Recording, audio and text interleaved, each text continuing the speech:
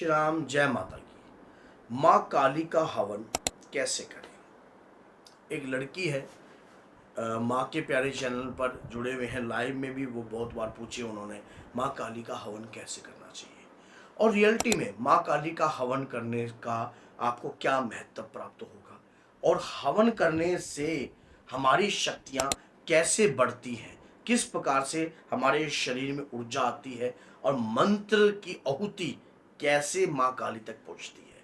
तो आज सारी जानकारी आपको इस वीडियो में मिल जाएगी। अगर वीडियो आपको अच्छी लगती है तो लाइक करना, चैनल को सब्सक्राइब करना। अगर आप माँ काली के भक्त हो तो 10 लोगों तक इस वीडियो को जरूर शेयर करना। मैं तो 10 कह रहा हूँ, आप जितने तक के शेयर कर सकते हो ताकि वो भी इस चीज़ का बेनिफिट उठा सके।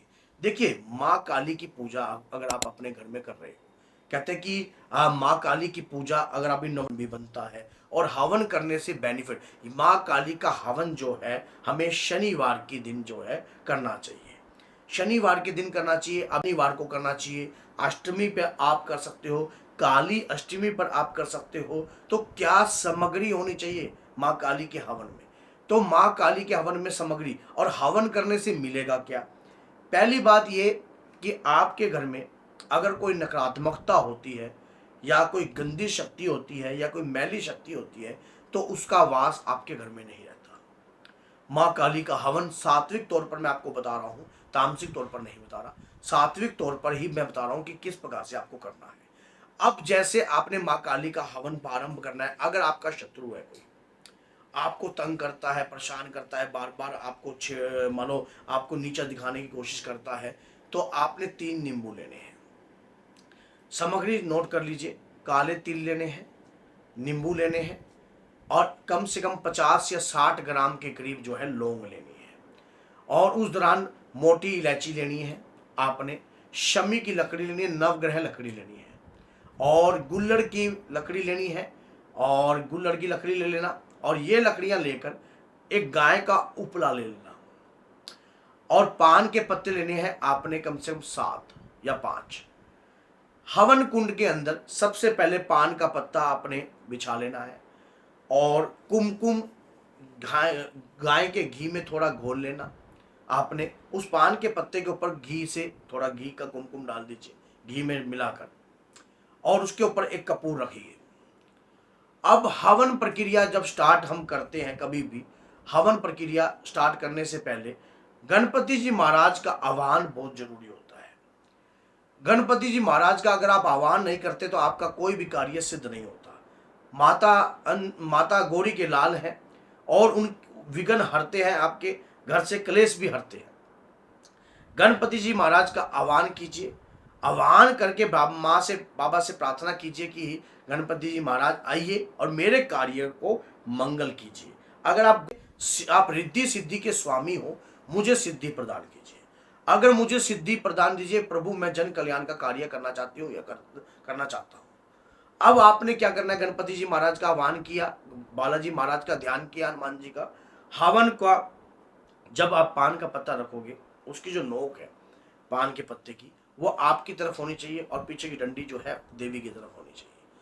अब आपने जो 3 पत्ते लिए हैं या 5 पत्ते लिए हैं या 7 पत्ते लिए हैं, उन पर आपने 3 पत्तों पर भोग तैयार कर दीजिए। 2-2 पेड़े रख दीजिए, 2-2 पेड़े रख दीजिए। हवन सामग्री आपको मैंने बता दी, लौंग और एक मोटी इलायची।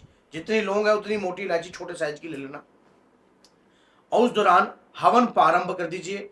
हवन प्रारंभ करने के बाद जो है आपने हवन के अंदर एक मोटी इलायची और 2 लौंग। मंत्र क्या है? मंत्र है ओम क्लीम कालिकाय नमः, ओम क्लीम कालिकाय नमः, ओम क्लीम कालिकाय नमः। इस मंत्र से आप जाप प्रारंभ कर सकते हो। जब आप जाप प्रारंभ करते हो, मंत्र का जाप करते हो, आपके ऊपर आपके देवता की कृपा होती है। आपके देवता की कृपा होती है। आपके घर में जितनी भी नकारात्मकता होती है, जैसी भी नकारात्मकता होती है, सब की सब जो है दूर भागने लगती है माँ काली का हवन करने से। और काले तिल थोड़े से ले लेना साथ में, ये लेकर आपने उसके दौरान हवन सामग्री भी थोड़ी मिक्स कर सकते हो।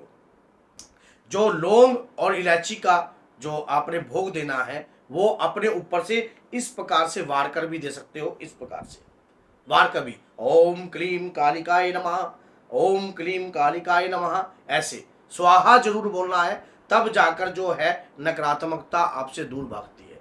इस प्रकार की हवन विधि घर में कीजिए, आपको लाभ मिलेगा, नेगेटिविटी आपके घर से दूर भागेगी, आपके घर में किसी भी प्रकार की कोई भी नकारात्मकता नहीं रहेगी। और माना जाता है कि माँ का हवन करने से घर में से नकारात्मकता तो दूर भागती है और घर में शुद्धि का भाव होता है, घर में सभी नकारात्मकताएं दूर भागती हैं। तो आपके घर में आपके पितृ भी शुद्ध होते हैं, पितृ बलवान होते हैं। और जहां माँ काली का हवन होता है, अभी जो पेड़े का भोग लगाया है, ये एक पेड़े का भोग बीच में दीजिए हवन के, एक पेड़े का भोग लास्ट में दीजिए, और एक पेड़े के भोग के ऊपर 2 इलायची और लौंग रखकर माँ को प्रसाद के रूप में अर्पण कीजिए।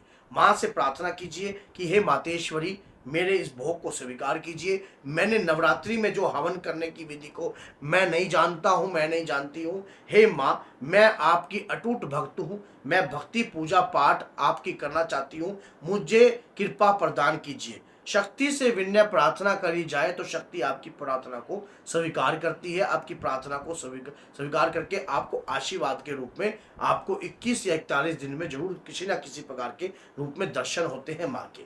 हवन करने से जो शक्ति का आपने आह्वान किया है वो हवन के माध्यम से उस भोग का पान करती है। तो हवन करने से आपको लाभ ही प्रदान होगा, नुकसान आपका कुछ नहीं होगा, बेनिफिट ही आपको होगा। तो अगर आप माँ के भक्त हो तो इस चैनल को सब्सक्राइब कर दीजिए और 10 लोगों तक इस वीडियो को जरूर शेयर कीजिए, ताकि वो भक्त भी इस वीडियो के माध्यम से लाभ उठा सके और उन्हें भी कृपा प्राप्त हो सके।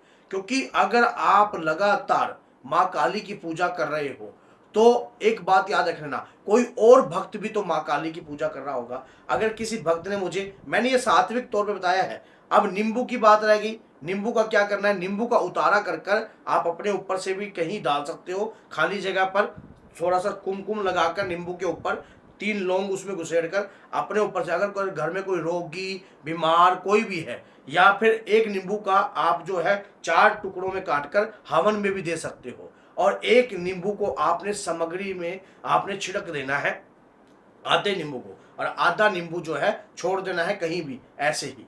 तो ये जो है ये प्रक्रिया सात्विक तौर पर मैंने आपको बताई है। अगर आप ऐसा करते हो आपको लाभ प्रदान होता है, नकारात्मकताएं दूर भागती हैं, घर में सुख शांति का भाव उत्पन्न होता है। एक बार जब आप ये करना प्रारंभ करोगे, शुरुआती समय में थोड़ा सा औखा लगेगा, लेकिन बाद में आपको खुद एक आनंद आएगा कि मैंने जो काम किया है उससे मुझे कृपा प्रदान। जय श्री राम, जय श्री बालाजी महाराज, जय माता दी।